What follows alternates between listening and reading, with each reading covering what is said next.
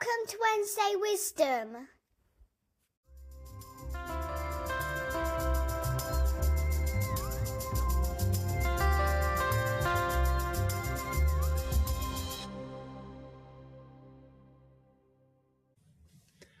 Good morning. This is Jos Visser, the author of Wednesday Wisdom, and this week's article is called The Gift of Post-Career. In Holland, in my generation at least, it is a tradition to call the friends of your parents aunt and uncle, despite the absence of a blood relation.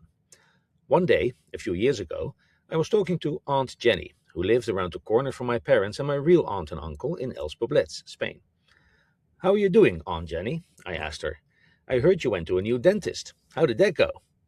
Aunt Jenny responded with a timeless answer. "Ach, Jos, you know what it is. This new dentist is younger than my own sons, so by definition he's a whippersnapper."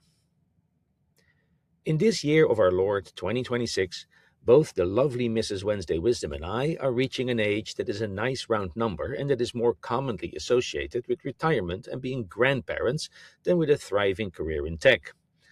But here I am, every workday morning at 7 a.m., either working already or on the bike to the office to put in a day in the hottest field at this time and for one of the hottest companies in that field. With changes in society, such as greater wealth and improved medical technology, getting older has of course changed drastically. When I was a wee lad, my grandparents were about the same age as I am now, and they were, in my eyes at least, professional old people. Obviously, their lives had been much harder and much more difficult than mine, as they grew up in an agricultural part of Holland in the first half of the 20th century, lived through the Second World War, and then struggled through the lean years following the war. My granddad qualified for a disability pension in his late 50s, and my grandmother, who had been a housewife all her life, had to take a part-time job to make ends meet.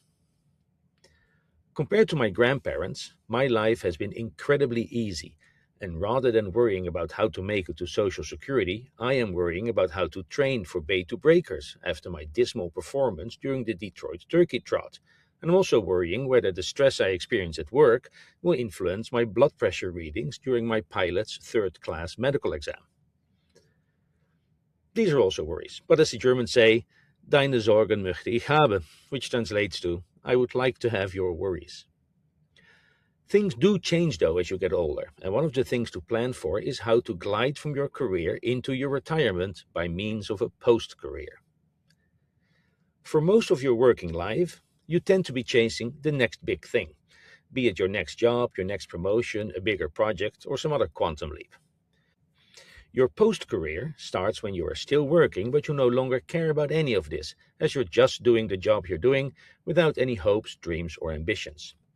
In your post-career, your job is no longer a stepping stone to the next and bigger thing. I want to differentiate between the concept of a post-career and the American tradition of retiring but continuing to work. As a European, that used to be a completely foreign concept to me, because the European concept of retirement literally means that you stop working and start drawing from your pension. In the US, retirement seems to mark the point where you work less than before, but you still work because you have to, which is of course terrible. It's obviously awesome if you are dabbling a bit in paid work after retirement because you want to. For instance, my flight instructor is a retired Facebook engineering director who loves to fly and loves to teach, and so pushing slowpokes like me past the check ride requirements pays for his hobby and is a great way to hang out with other people who love to fly. But that is not the post-career that I'm talking about. My definition of post-career is that you're still in the workforce because you kind of have to, but you're no longer striving to grow your career, at least not in the traditional way. In my view, the post-career is a great pre-retirement period where you can let go of a lot of stress and a lot of the anxiety of the winner-takes-most world. My parents desperately needed a post-career because after owning and running a bar and restaurant for decades, they had no hobbies and no friends. We were particularly worried about my dad because running the business had literally been his entire life for as long as anyone could remember. Besides that, he did, well, nothing.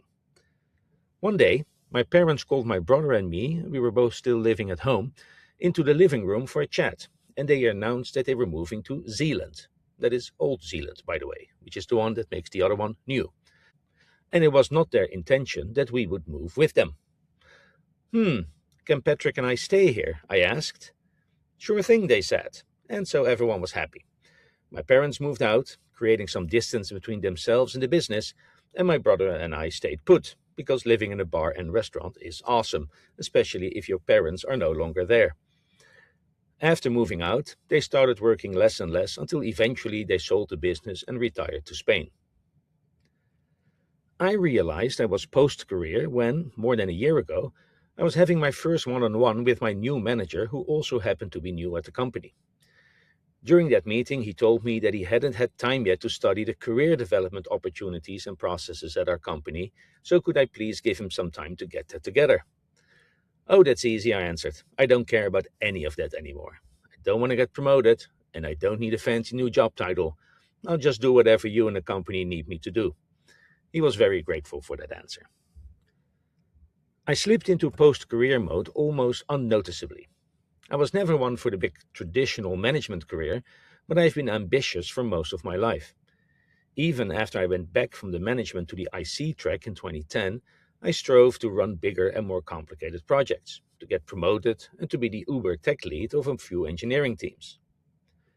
After the pandemic and during my jobs after that urge just gradually disappeared, mostly without me noticing, until the aforementioned discussion with my new manager. Part of the post-career is that you do the job that you want to do, instead of the job that you think sets you up for the best next job. As it happens, I currently find myself in the role of an individual contributor with significant hands-on responsibilities and without much of the official tech leadership responsibilities that I'm used to. I must admit that at first I was somewhat miffed about that. All through my life, I've been doing jobs that had at least some hands-on responsibilities. In the 1990s, I was consulting with a large bank where my work consisted solely of reorganizing bits of toner on paper. Eventually, I had a conversation with the engagement manager of that gig to tell him I would be looking for something else where I would have to write and compile code every now and then. Said manager was flabbergasted because, in their world, it was all about getting out of hands-on technical work as fast as possible to the world of documents and spreadsheets. He could not believe that I aspired to get back to designing and coding computer programs. But I like doing that, I told him. From then on, it was clear to everybody that I was not destined for the boardroom. That event notwithstanding, over time, my work moved more and more into the realm of design, coordination, and influence. Always technical, and always with significant hands-on responsibilities as well, but it had evolved into a fun and satisfying mix of different types of work.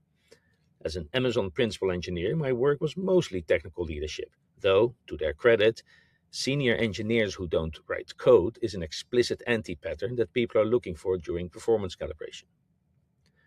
So when, during my next job, I found myself in a mostly hands-on IC role, I was first a bit annoyed.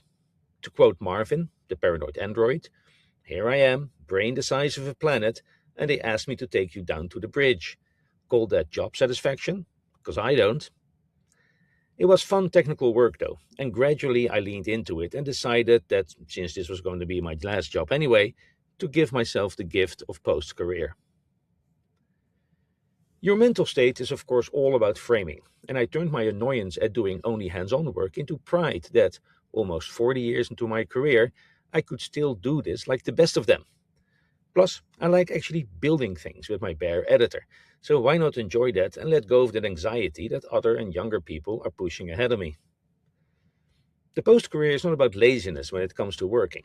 It's about realizing that you've achieved probably all that you're gonna achieve in your professional career and enjoying doing good work without an add-on agenda of that work having to lead into career growth.